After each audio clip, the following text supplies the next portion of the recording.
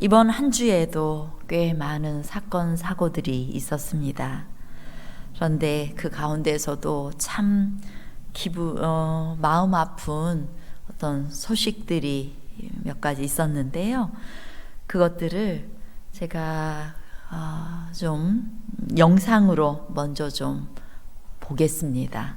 먼저 제가 잠깐만요. 두 개의 영상을 먼저 보여드리도록 이번 주에 사실상 마음을 참 아프게 했던 사건 중에 PPT가 넘어가질 않네요.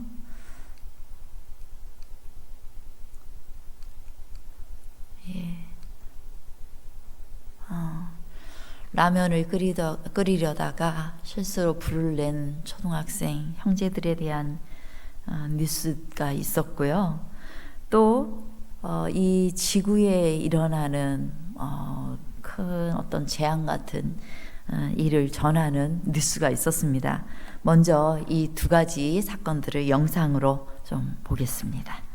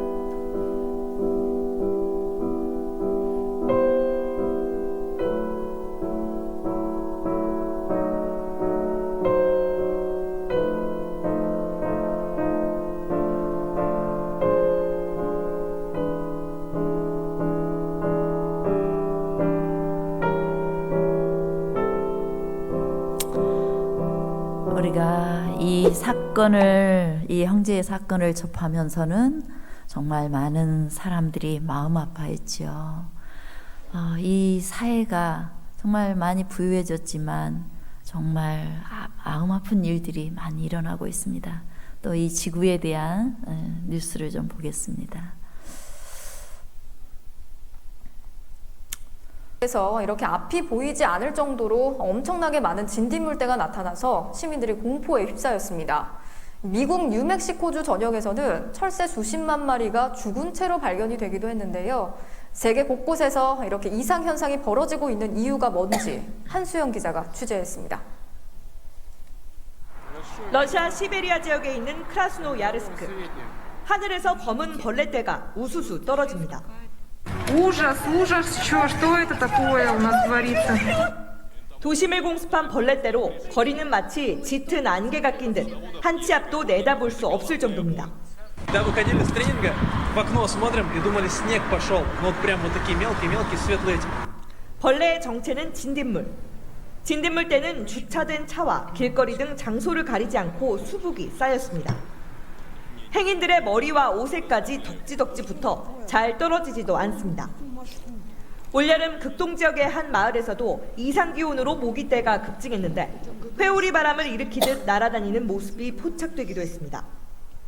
유례없는 곤충떼의 출현에 대해 현지에서는 지난 겨울부터 지속되고 있는 시베리아의 이상고온과 관련이 있다는 분석이 나오고 있습니다. Большинство насекомых либо погибнет, либо там уйдут на зимовку, соответственно. Если вдруг теплее будет, возможно, какие-то всплески разных видов насекомых будут. 미국 뉴멕시코주 곳곳에선 새 수십 마리가 죽은 채 발견됐습니다. I have no idea. 떼지어 죽은 철새들이 처음 발견된 건 지난달 20일. 이후 콜로라도, 텍사스에서도 같은 현상이 벌어지고 있습니다. 파랑새, 참새, 딱새 등 이미 개체수가 감소한 종이 대부분입니다. 생물학자들이 원인 규명에 착수했는데 캘리포니아 산불이 그중 하나로 추정됩니다. That the fires forced the fires across the western United States forced some of them to change their migratory routes. Some of them could have some smoke damage. Birds have very sensitive lungs. 이상고온에서 비롯된 산불의 여파가 철새의 이동과 생존에도 영향을 미친 겁니다. 지난달엔 북극 그린란드의 가장 큰 빙붕에서 113제곱킬로미터 면적의 대형 빙하도 떨어져 나갔습니다. It's changing so fast that it's transitioning to a new climate, where the new climate can't be predicted by the recent past, signaling that it's transitioning to a new climate. 세계 자연기금은 최근 지난 50년간 야생동물 개체수가 68% 사라졌으며 공룡 멸종 이후 최대 규모라고 발표했습니다. MBC 뉴스 한수연입니다.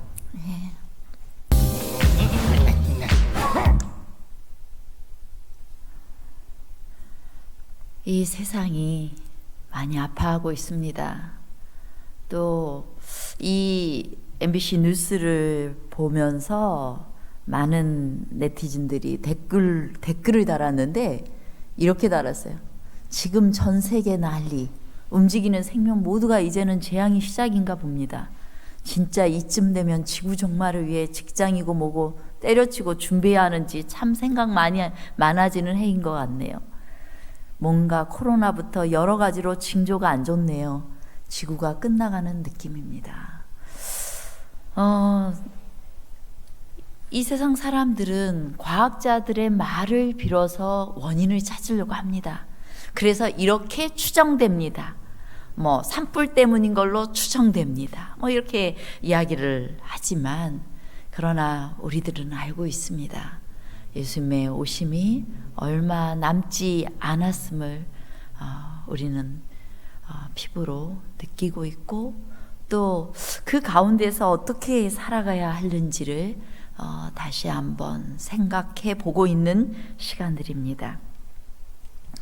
이 세상은 그리고 우리 개인들은 그리고 이 지구는 여러 슬픈 사건과 사고 속에서 오열하고 있습니다.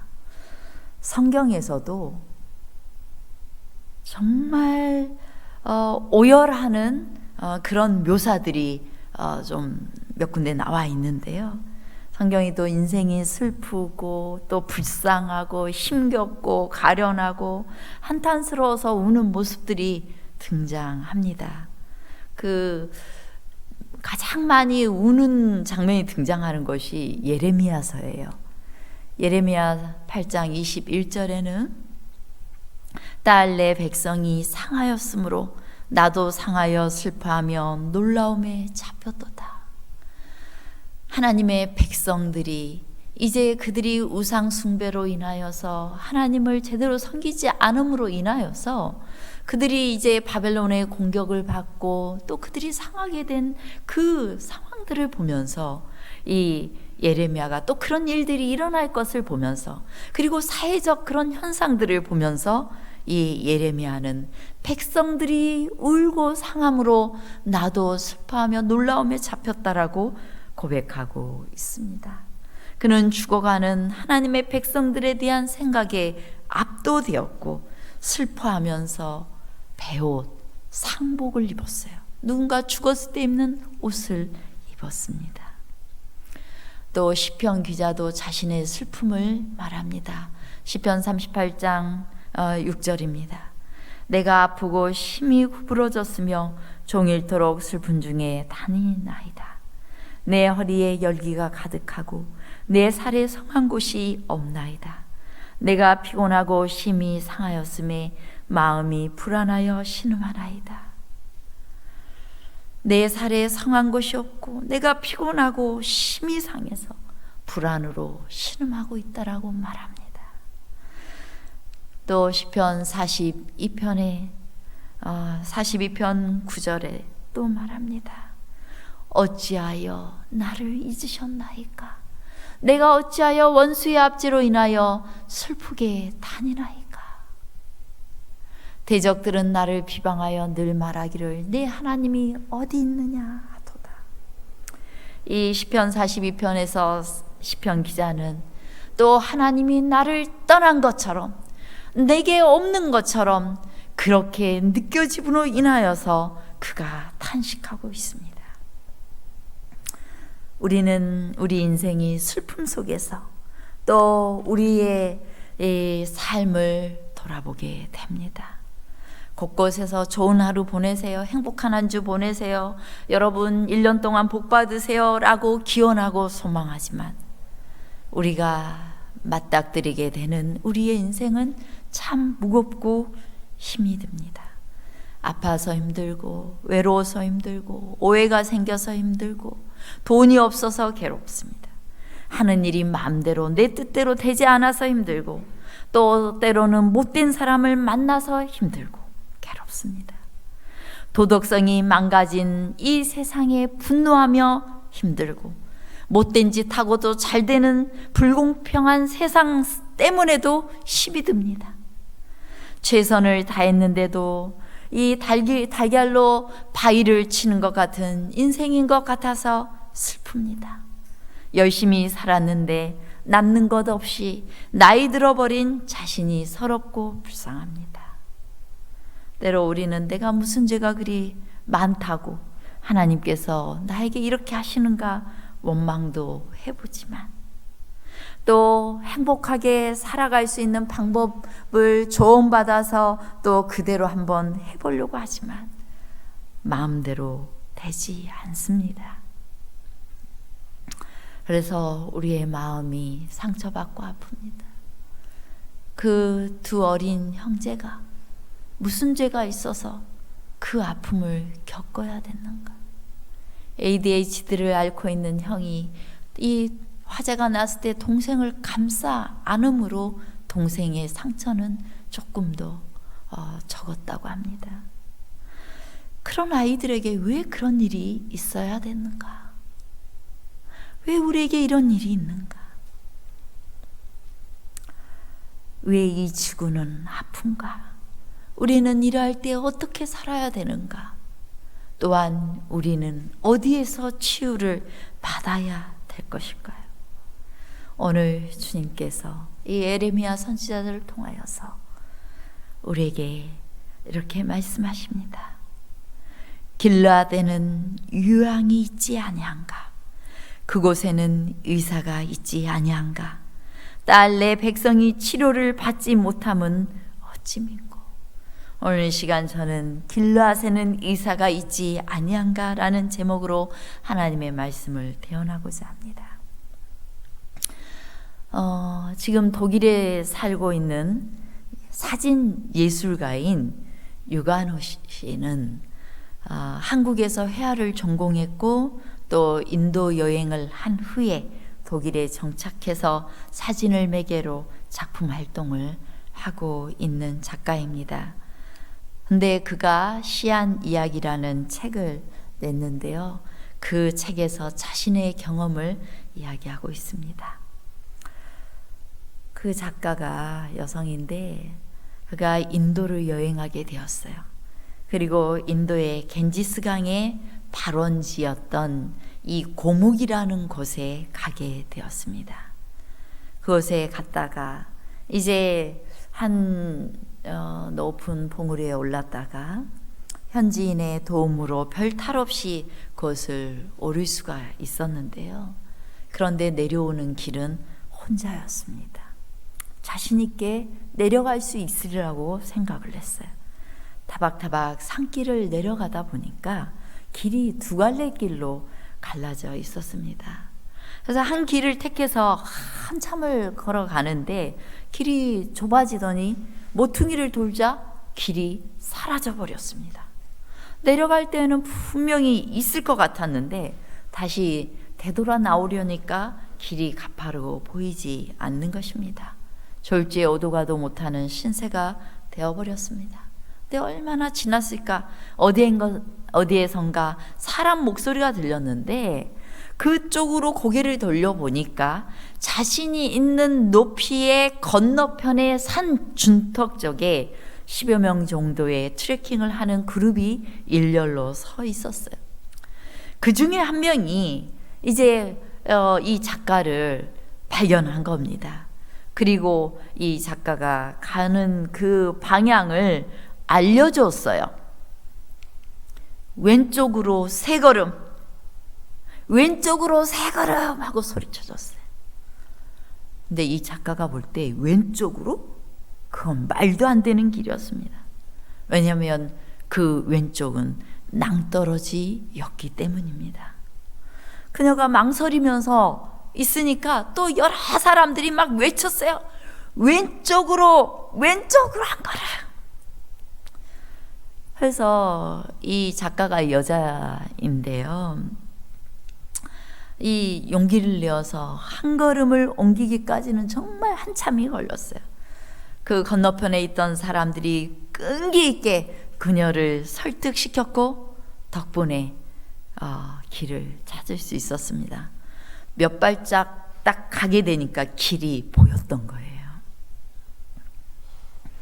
몇 발짝 돌아서면 보였을 그 길을 그 순간 그녀는 보지 못했던 것입니다.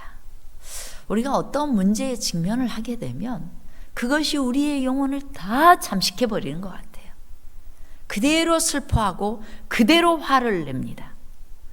그리고 그대로 불공평하다고 이야기해요. 그대로 분노하고 그대로 하나님을 원망합니다.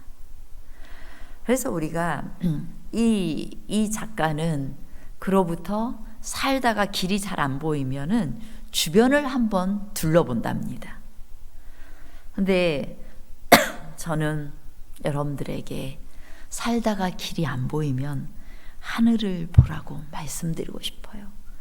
오늘 이 에레미야 8장 22절에서 에레미야가 간절히 호소합니다. 길르앗에는 유황이 있지 아니한가?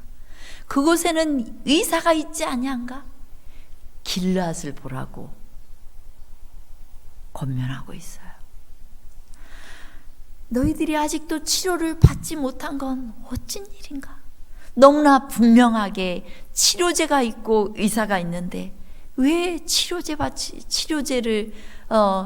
받지 못하고 여전히 이 치료제를 알지 못하는 사람처럼 슬퍼하고 괴로워하고 이 암담해하고 답답해하고 분노하고 그렇게 살고 있는가?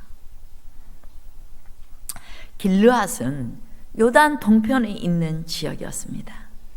요단강 계곡에서 가파르게 솟아온 있는 산등성이에 연결되어 있는 그런 지역이었습니다.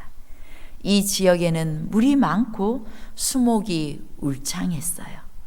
또 소나무와 상록수, 참나무로 그 숲이 이루어져 있었습니다.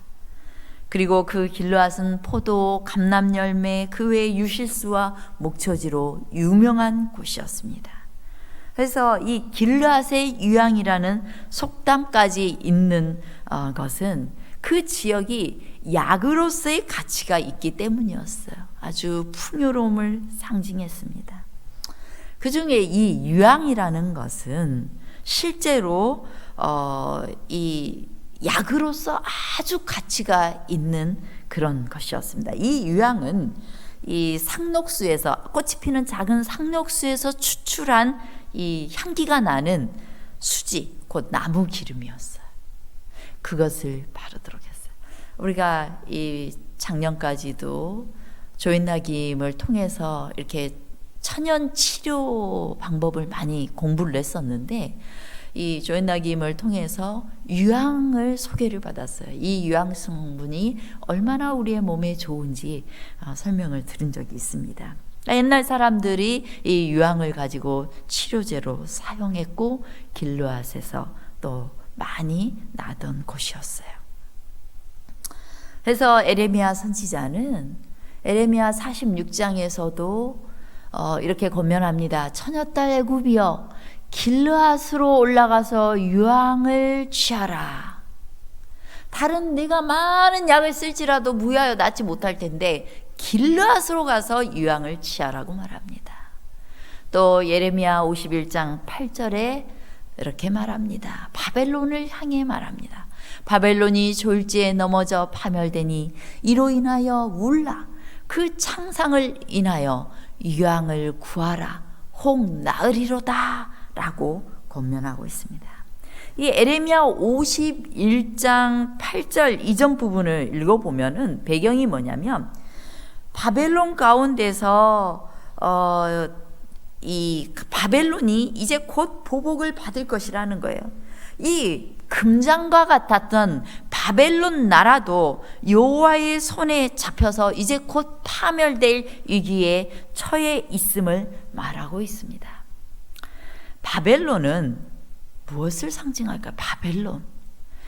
우리 오늘 교과 공부 시간에 공부를 했죠. 새천사 기별을 공부하면서 바벨론에서 나오라 라고 말씀하고 있는데요. 이 요한계시록에는 적 그리스도의 큰 세력이 고대 바벨론의 모습으로 묘사되어 있습니다.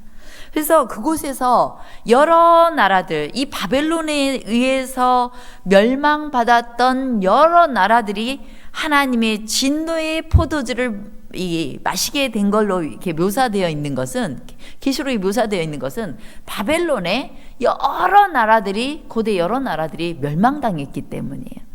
하나님의 나라였던 이스라엘도 그곳에 멸망당했어요. 그래서 이 바벨론은 소위 사단의 세력으로서 뭔가 하나님의 백성들을 억압하고 또 포로로 삼았던 그런 적그리스도 세력을 묘사하고 있는 것이었습니다.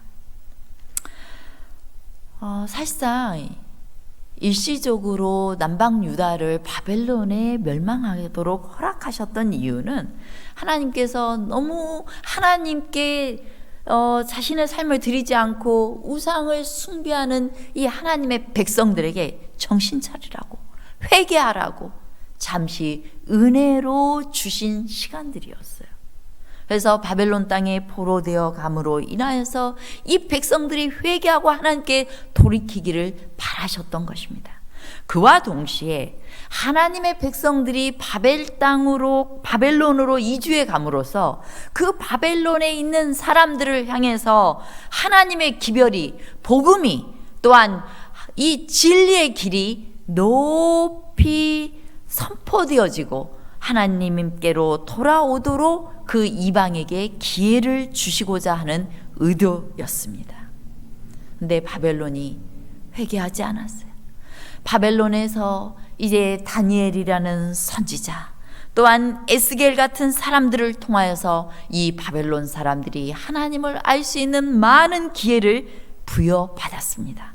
그러나 그들이 그렇게 하지 않으므로 이제 드디어 바벨론도 몰락하게 되는 것입니다. 그 사건이 지금 사건에 대한 경고가 이 에레미야 51장 8절에 있는 것이에요.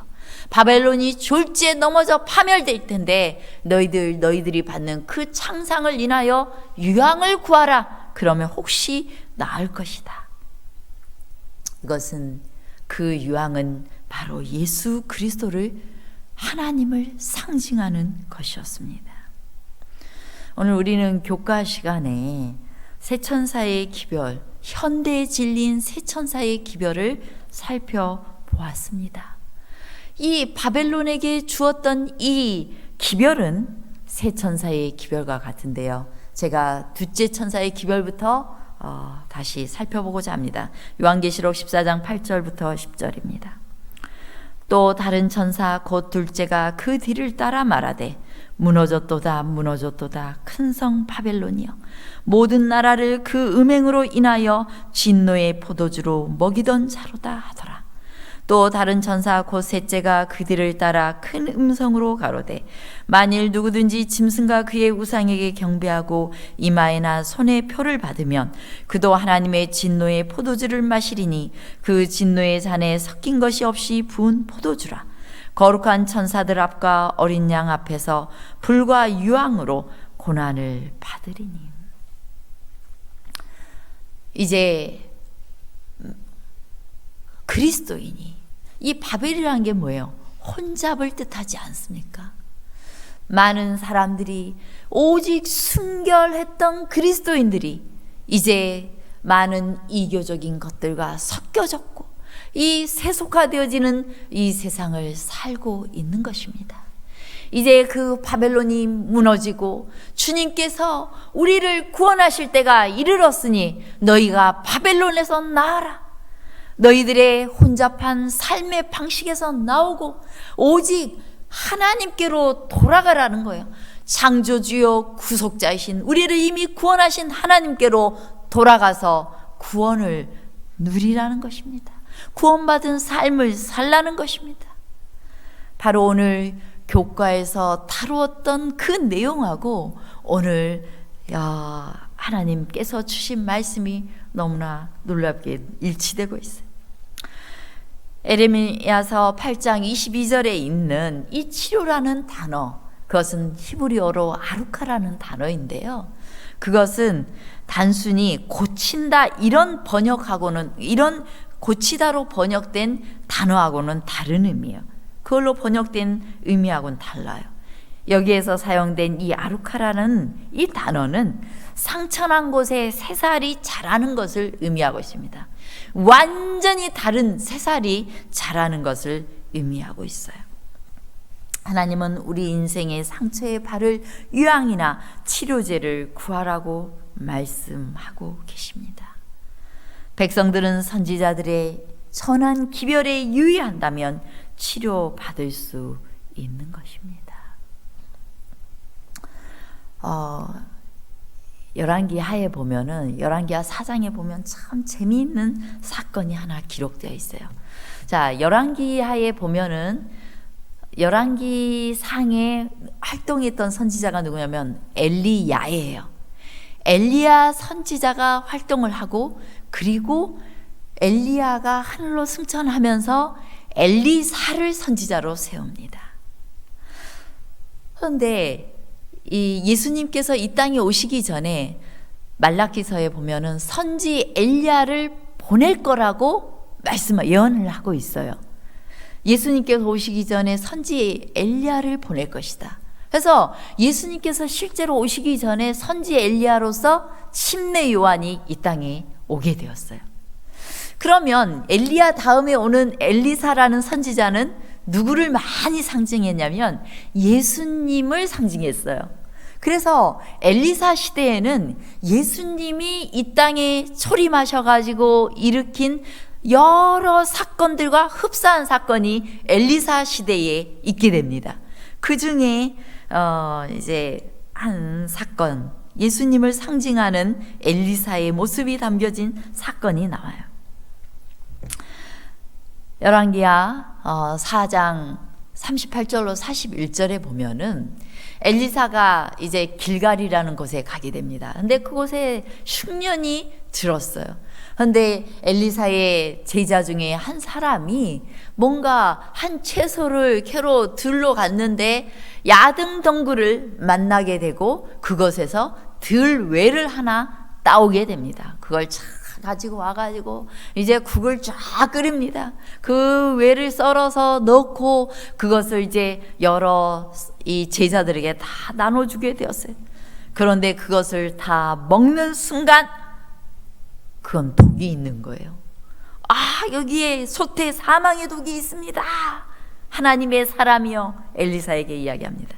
그러자 엘리사가 그러면 가루를 가져오라. 무슨 가루였는지 모르겠어요.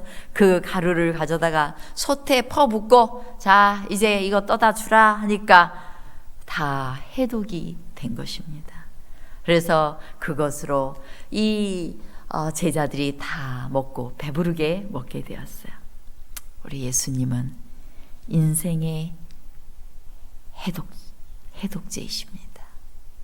여러분, 우리의 길이 막히고 우리의 삶이 두렵고 우리가 슬퍼하게 될 때, 그리고 이 지구가 아파하고 정말 이 지구에 뭐 지진이 일어나거나 또 많은 이상한 일들이 생겨날 때 우리의 마음에 큰 두려움으로 압도되어질 때, 그리고 개개인의 삶에 슬픈 일들과 괴로운 일이 생겨서 고통 중에 있을 때, 여러분, 그 모든 마음을 가지고 두려움을 가지고 슬픔을 가지고 분노를 가지고 주님 앞에 나아가시기 바랍니다.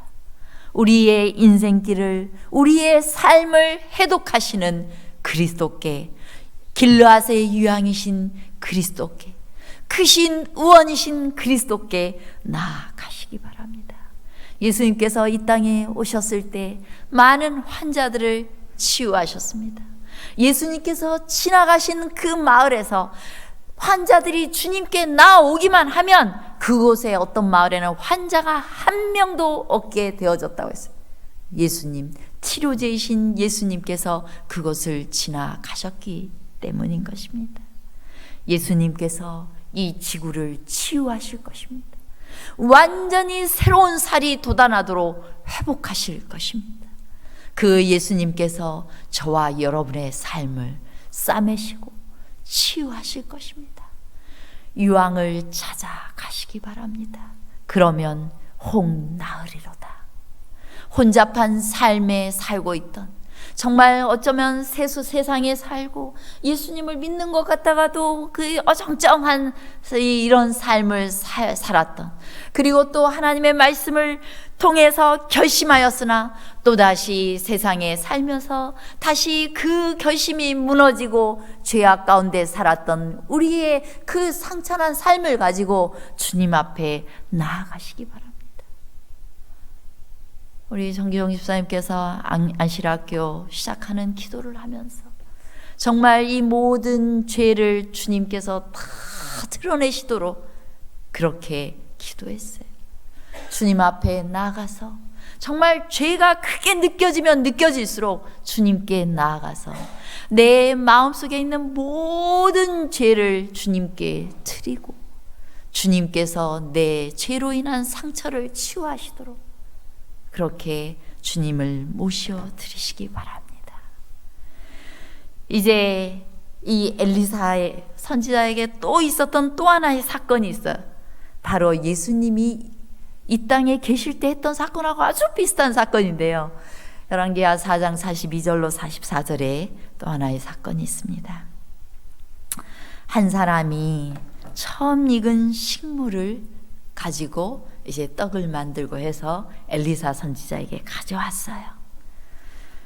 신앙으로, 믿음으로 가지고 온 겁니다. 예수님께서 오병이어의 사건을 이 기적을 일으키실 때는 한 소년이 보리떡 5개와 물고기 2마리 자기 점심으로 싼 것을 가지고 나왔잖아요. 이제 믿음으로 선지자에게 드린 보리떡 20개와 또 자루에 담은 채소를 하나님께 드리게 되었을 때 이제 이것을 가지고 엘리사가 제자들에게 말합니다. 무리에게 주어서 먹게 하라 하니까 한 제자가 아유 어떻게 하려고요? 이걸 100명의 사람이 여기 모여 있는데 그 어떻게 그 사람들한테 이 떡으로 다 먹이겠습니까? 어때요? 예수님의 제자들도 똑같은 이야기를 했죠. 아유 이거 누구 코에 붙이려고요? 이야기했었죠. 그런데 엘리사가 무리에게 주어 먹게 하라. 여호와의 말씀이 무리가 먹고 남으리라. 그렇게 말하고 이제 그것을 나누어 주니까 정말 다 먹고 남았다는 그 사건이 기록되어 있어요. 우리 예수님께서는 이 땅에 밥으로 오셨어요.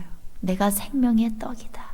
그래서 실제로 이 땅에 오셔서 며칠 동안이나 굶주린 백성들을 향하여 기적을 통해 그들을 먹고 먹이셨습니다. 우리 예수님은 우리 인생의 행복의 밥이십니다. 행복을 찾아서 돈을 열심히 벌어보고, 행복을 찾아서 권력을 열심히 잡아보고, 행복을 찾아서 이것을 해보고, 행복을 찾아서 뭔가를 해보려고 했지만 공허함 밖에 남지 않았던 우리 인생에게 주님께서는 행복의 밥이 되십니다. 주님께 나아가면 배부를 수 있습니다. 만족할 수 있습니다. 행복하다. 샬롬, 더할 나위 없이 만족스러운 상태, 부족함 없는 상태를 경험할 수 있는 것입니다. 그러나 백성들이 치료를 받지 못했던 것은 효험 있는 치료 방법이 없어서가 아니라 그 나라가 위대한 의원에게 오기를 거부했기 때문입니다. 우리가 아직도 행복하지 않다면 주님께 나아가기를 거부했기 때문인 것입니다. 시편 42편 11절에 내 영혼아 내가 어찌하여 낭망하며 어찌하여 내 속에서 불안하여 하는고. 너는 하나님을 바라라. 나는 내 얼굴을 도우시는 내 하나님을 오히려 찬송하리로다. 낭망할 때 하나님을 바라시기 바랍니다. 하나님을 바라보시기 바랍니다. 낙담되고 괴로울 때, 여러분의 눈물로 앞이 보이지 않을 때 눈을 들어 하늘을 바라보시기 바랍니다. 그러면 우리의 입술에서 찬송이 있게 될 것입니다. 제가 날마다 말씀을 한 구절씩 올려드리고 있는데요. 이 말씀은 제가 말씀을 읽으면서 가장 감동적으로 와 닿는 말씀들을 여러분들에게 올려드리는 거예요. 여러분들이 하루를 살면서 이 말씀만이라도 잠깐 묵상하기를 바라는 마음으로 날마다 말씀을 올려드리고 있는데요. 오늘 올렸던 말씀이 뭔지 기억하십니까? 시대의 소망 670페이지에 있는 말씀이에요. 여러분도 화면을 보시면서 다 함께 한번 읽어보겠습니다. 어느 때나 시작. 어느 때나 어느 곳에서나 모든 슬픔과 고통 중에서나 앞길이 캄캄하고 장래가 암담하게 보일 때, 또한 우리가 무기력하고 외로움을 느낄 때 믿음의 기도의 응답으로서 보혜사가 보내신 바 될 것이다. 환경들은 우리를 모든 지상의 친구로부터 분리시키는지 모르지만 어떤 환경도 어떤 먼 거리도 우리들을 하늘의 보혜사로부터 분리시키지 못한다.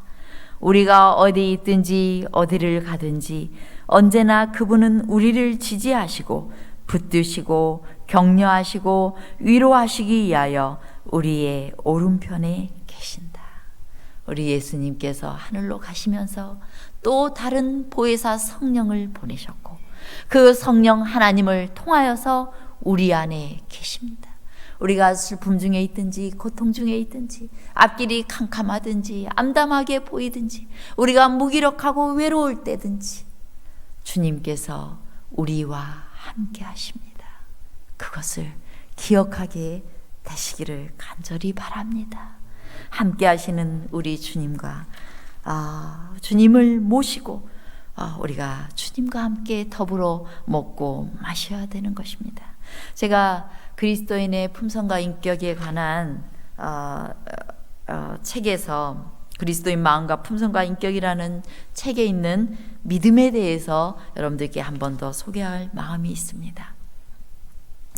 믿음은 하나님을 의뢰하는 것, 그분께서 우리를 사랑하시며 우리에게 무엇이 제일 유익한지 아신다는 것을 믿는 것이다. 그리하여 믿음은 우리 자신의 길 대신에 그분의 방법을 선택하도록 우리를 인도한다. 우리의 무지를 대신하여 그분의 지혜를, 우리의 연약함을 대신하여 그분의 능력을, 우리의 죄됨을 대신하여 그분의 의를 받아들인다.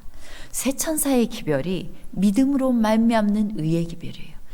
오직 하나님을 기억하고 그 창조주이신 예수 그리스도가 내 안에 들어와서 이제 내가 사는 것이 아니라 그리스도께서 살도록 나를 내어드리는 거예요.